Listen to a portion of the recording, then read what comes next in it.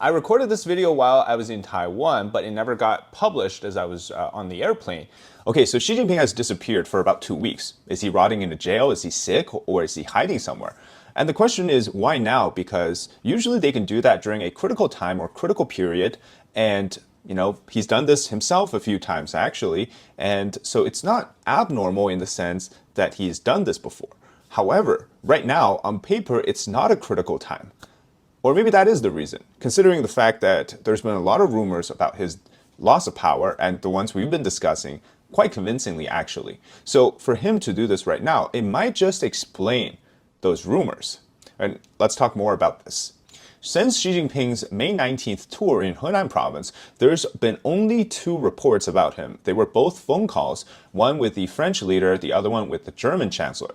And no more reports about him after that. And so it's about 2 weeks of him not showing up on any real headlines and not having real photos or footage of him from recent days since this period, about 2 weeks. And so even CCTV state media has been using old footage of him, not the recent ones.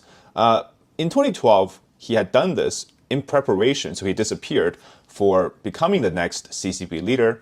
And then back in 2024, he also had health issues, so that's why he was away from public eye to recover from a stroke surgery.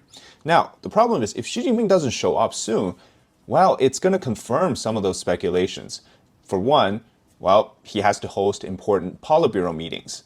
And for two, you're the CCP leader. You can't just randomly disappear. And actually, in fact, right now, Belarusian President Lukashenko is literally in Beijing trying to meet him. So he has to show up. But if he doesn't, let's say in a week or so, he's facing tremendous issues. And if he doesn't show up by the end of June, yeah, he's definitely lost power 100%. So none of this is going to be too much of a speculation because we can simply confirm it by the end of the month. So that's really good. Okay, now you might be thinking, David, you dug yourself a pretty big hole. Not only did Xi Jinping speak with Trump on the phone, he met with Lukashenko, now he's even met the 11th Panchen Lama. So you're talking nonsense. Wait just a moment, okay? I'll try to explain. In fact, these 3 PR events precisely tell us that something is wrong. Xi Jinping has lost his say and his power has been stripped. Okay, first let's talk about the call between Xi and Trump. Okay, this is so strange. After the call, Xinhua News, which is the Chinese state news agency, published 4 headlines about this call. And the first one was a breaking news report, which basically just says Xi Jinping had a call with Trump. But notice something strange here. It doesn't say President Xi Jinping, it just says Xi Jinping. So they didn't address him by one of his titles, which is very much strange.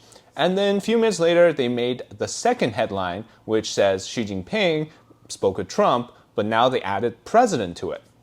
In fact, if you go on Google and you search these 2 headlines side by side, one of them has a little bracket that says correction. So yeah, something definitely went wrong there, and they realized that it was a mistake to not include the title. But here's something really interesting. Instead of deleting that first one, they kept it, and they just kept releasing more and more. So there's the third one, which is a short video, about 4 seconds, of a news anchor basically repeating the same thing, saying that Xi Jinping met with Trump. Again, didn't refer to him as President Xi. And then the fourth one was the actual readout. Here they addressed him by his title again, President Xi Jinping. Now, this very minor detail is actually speaking a very loud answer. The reason is that in the CCP propaganda system, that titles and how you address someone, how you paint the picture of the paramount leader is one of the most important things. It's part of the editorial guideline, it's part of how they do things. So every time you hear in the news about Xi Jinping, it's usually 3 titles, right? You have the General Secretary of the CCP, Chairman of the PRC, and then of course the Chair of the Central Military Commission. That's his 3 official titles. Or in the West, they usually refer to him as President Xi. But then not using his name, just addressing him is disrespectful, but also politically strange in China. It's like if, let's say, official reports about Donald Trump, and instead of saying President Donald Trump, it just keeps getting called, it's just Donald Trump, right? Now, people obviously know he's the president, but it's not the respectful official way to address the President of the United States. So this happened, and even by the time that you watch this video, or the time that I was recording this, I checked.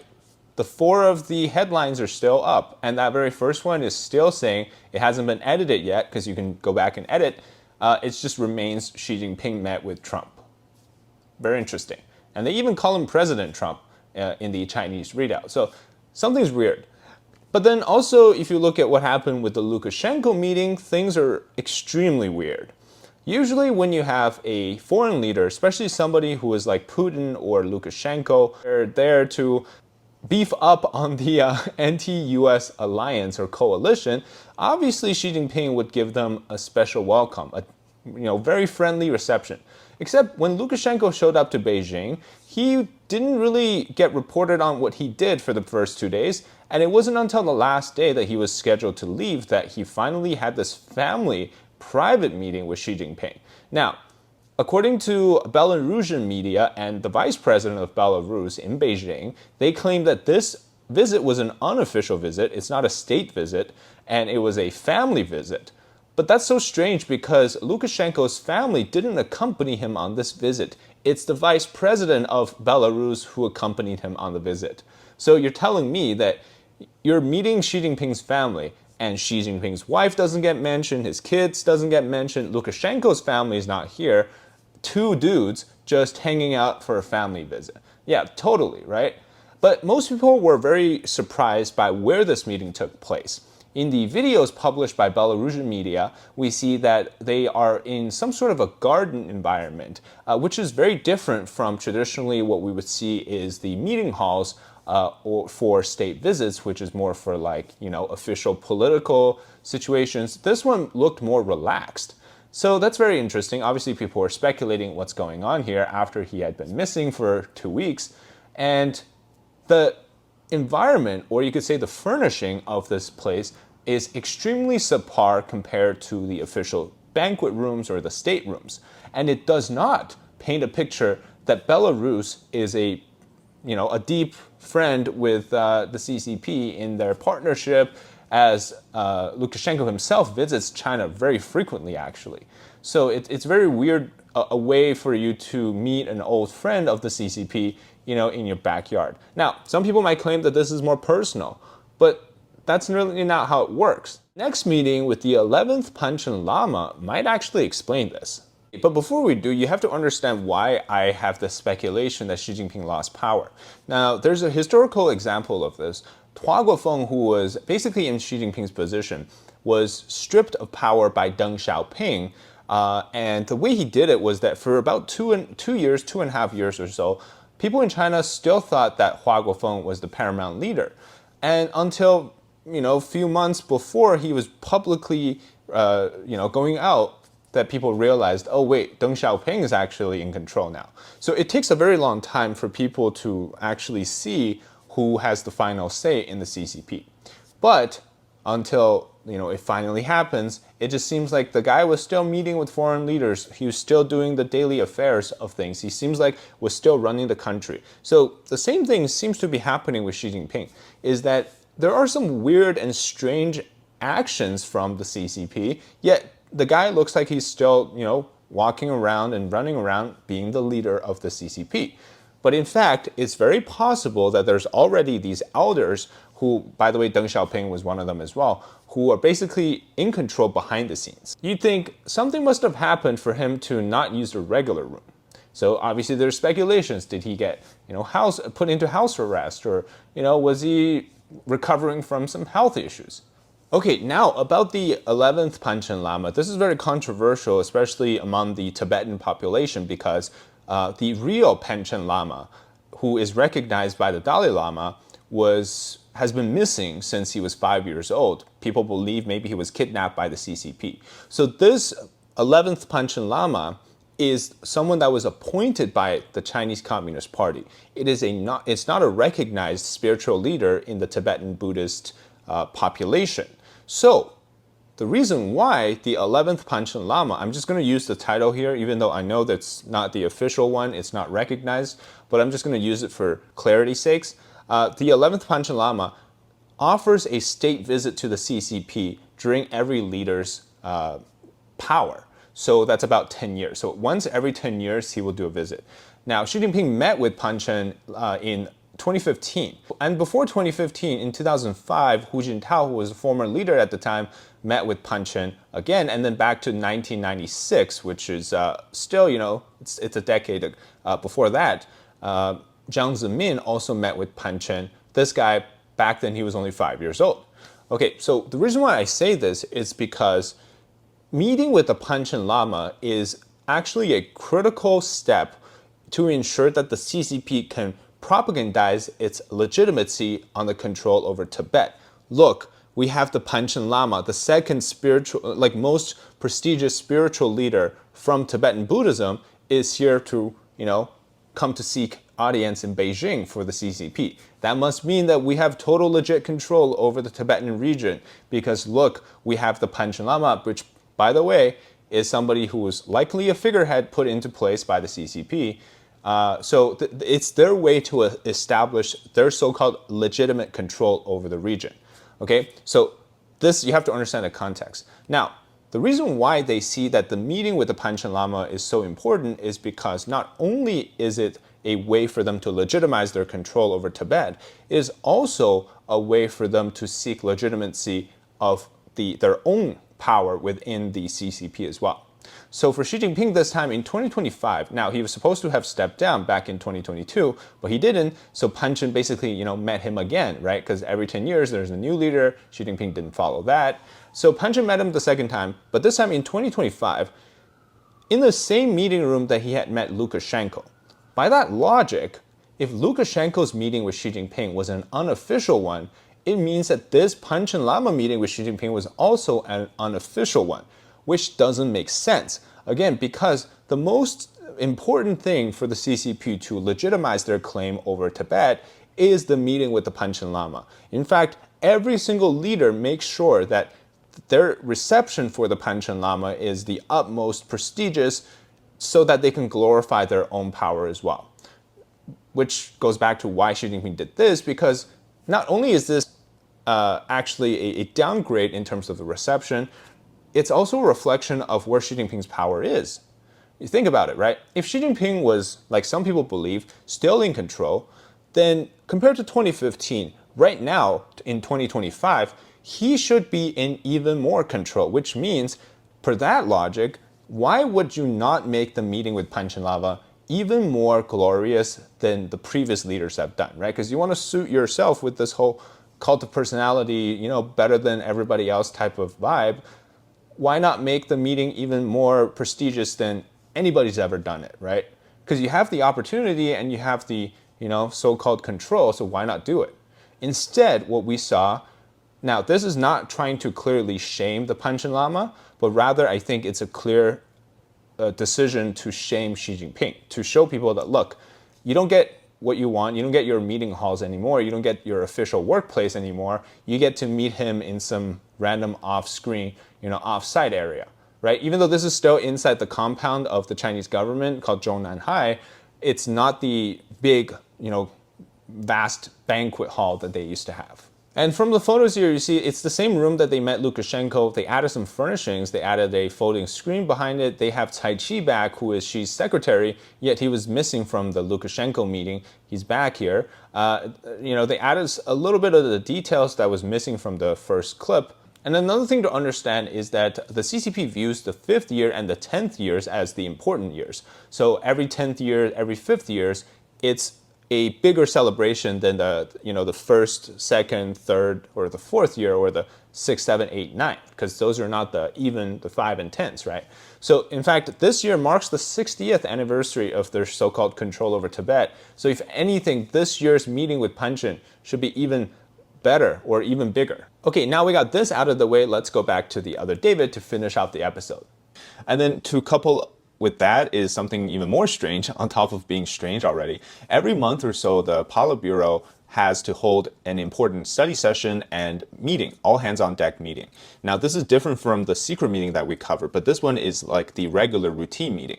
Now, I won't say that 100% of the time it gets reported, but 95% of the time, this monthly meeting does get reported by state media. But this month, it did not get reported. There's been a few cases I can remember in recent memories.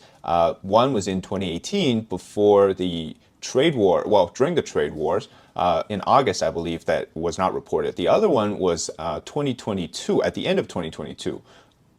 And it was about discussion of whether or not to continue COVID, the zero COVID lockdown. So those were times where the issue was so sensitive that they couldn't report on it.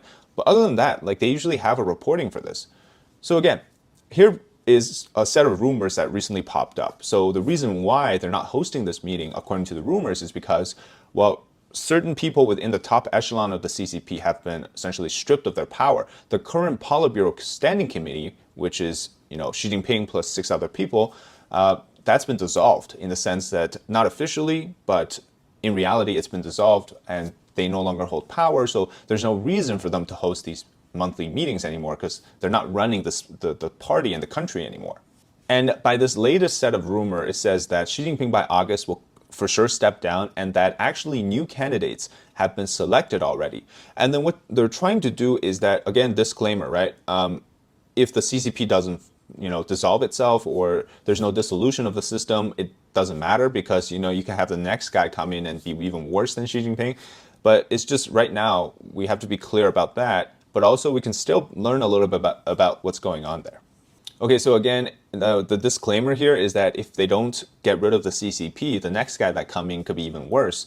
So this is not something we can cheer for, but it's still good to know what's going on there. So according to the rumors, what's going to happen is there will be a transition period, a holdover council consisting of party elders. So these are former top leadership that come back and basically hold this like centralized council, and everybody, it's a collective leadership for the transition period.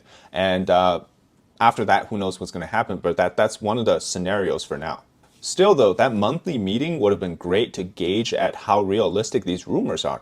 By the way, I have to say, these are called rumors, but since 2022, these rumors have been really ahead of essentially what becomes truth a few months or a year later. So to call these rumors, it's really not doing it justice anymore because a lot of these rumors are very bizarre, very shocking, and yet eventually it gets confirmed. So we cannot discount them anymore. Okay, so what does this all mean then? Well, the chance of Xi Jinping being gone from power is very high, and that in fact it will happen very quickly. But what comes after that is uncertain, and it might not be as good as what we would hope for. But still, it's good to have an effort to push for change and something that could potentially make China better. But for now, it's likely that Xi Jinping's people have continuously been purged left and right. And until the fourth plenum happens, which again is probably this summer, we won't know for sure what takes place at the end. Something other related to this, for example, Mao Hua's name was removed from the PLA's website. Mao Hua was the former Central Military Commission political commissar. One of Xi Jinping's allies, his name has been officially removed, so it means he's 100% dunzo. And then so that's a guaranteed. And you also have He Weidong, the second vice chairman, who has basically disappeared.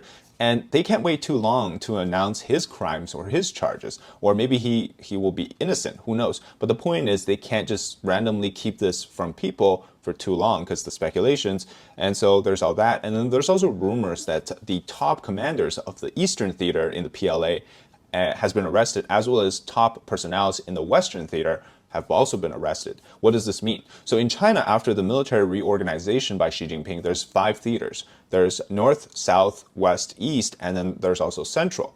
Now, East and West are consisted of Xi Jinping's key allies because, the East Theater is for the invasion of Taiwan, but the North, Central, and South Corridor, these 3, they are actually under the influence of Zhang Youxia, who many believe, including myself, is controlling the military right now.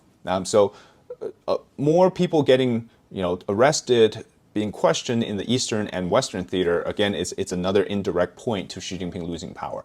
Now, the problem here is that we don't really know what is going to take place. And then we also hear rumors about so many speeches made by Xi Jinping's enemies or these party elders against him to essentially criticize him for his actions. It would take me an hour to go through all of them. The point here is not really about whether these speeches are true or not. It's the fact that there is somebody or some people who are deliberately trying to make this atmosphere that there is an anti-Xi Jinping feeling right now and that it's happening. So these type of rumors, they're really trying to create this. It's an information warfare, of course, but it's one where you're trying to shift the thinking of people, which is already very strange compared to years ago when there's also talks of Xi Jinping stepping down. This time, though, at the height of his personal power, this happens. It seems unbelievable, but let's just wait and see. So still, no matter what, consider this a part of an overall information strategy, and we just have to be along for the ride. So thank you so much for watching this episode. If you enjoyed the content, leave a like, comment below your thoughts, and subscribe to our channel if you haven't already. All right, until next time, bye-bye. Marco Rubio said that the Russian-Ukraine war is a proxy war between nuclear powers and needs to be ended. And meanwhile, the United States is selling more arms to this region and setting up more military bases in the Philippines. So, if the proxy war in Europe needs to be ended, are you concerned that a proxy war in Asia might be launched? Thank you. Actually, I really appreciate the viewpoint made by Deputy Prime Minister from Thailand. He said we should push forward cooperation and unity, not the division. So it is inappropriate for the minister from Lithuania to attach a label on China, and it's clear a rhetoric for division here in Asia. And my question is for the Philippine Secretary of Defense. As we know, both Vietnam and Malaysia have differences with China in South China Sea. Yet, both countries have effectively managed these differences with China. So my question is, why can't the Philippines do the same? And yesterday, Malaysian Prime Minister Anwar mentioned he advised your president to engage dialogue and communication with China. So will the Philippines follow his advice and change its current approach to the South China Sea issue? Or does the Philippines intend to act as a proxy for external powers, continue to serve as a shadow in the shadow play, as described by Singapore former Defense Minister An Yong-hun at this year's Munich Security Conference? Thank you. Now, to our Chinese interlocutors, I shall address you collectively. And thank you for the propaganda spills disguised as questions.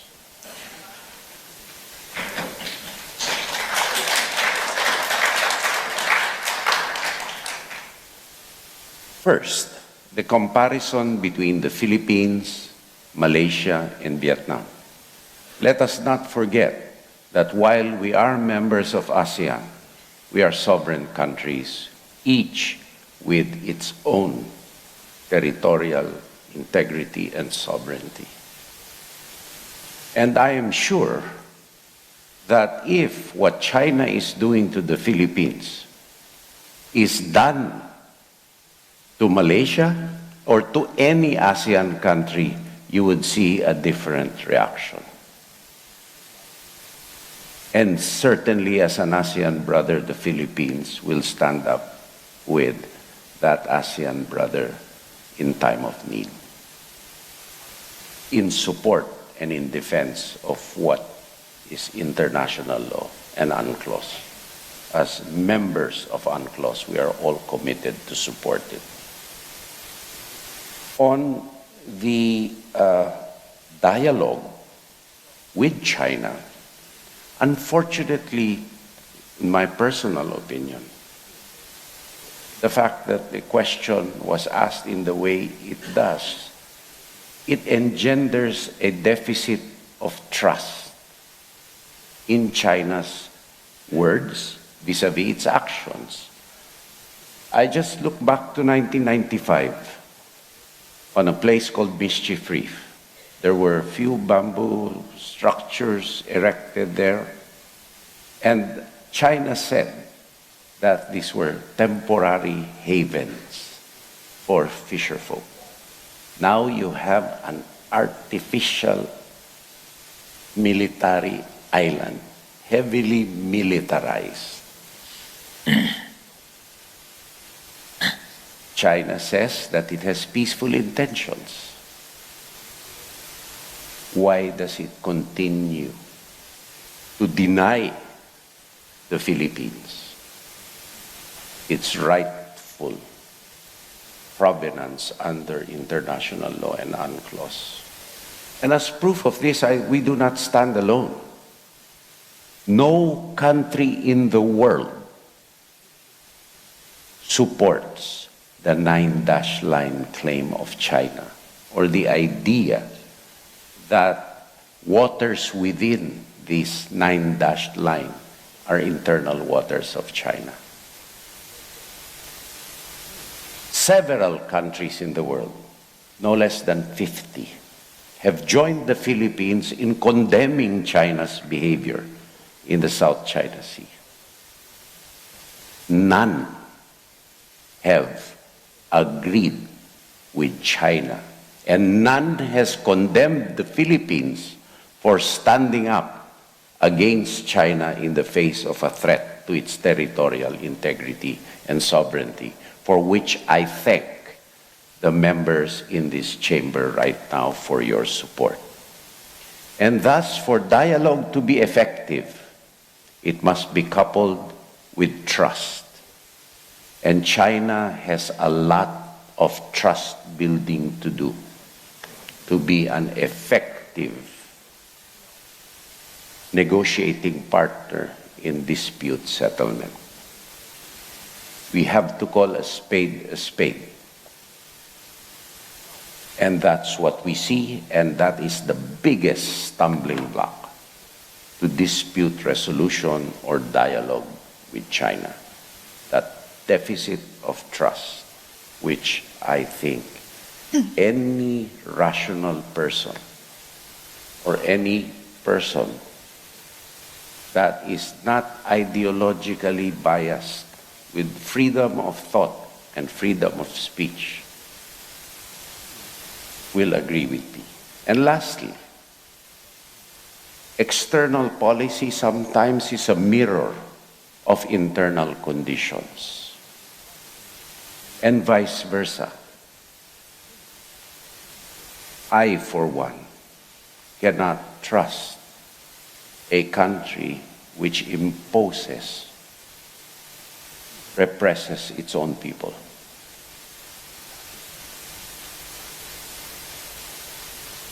I hope I have answered the propaganda to the satisfaction of everyone in this room.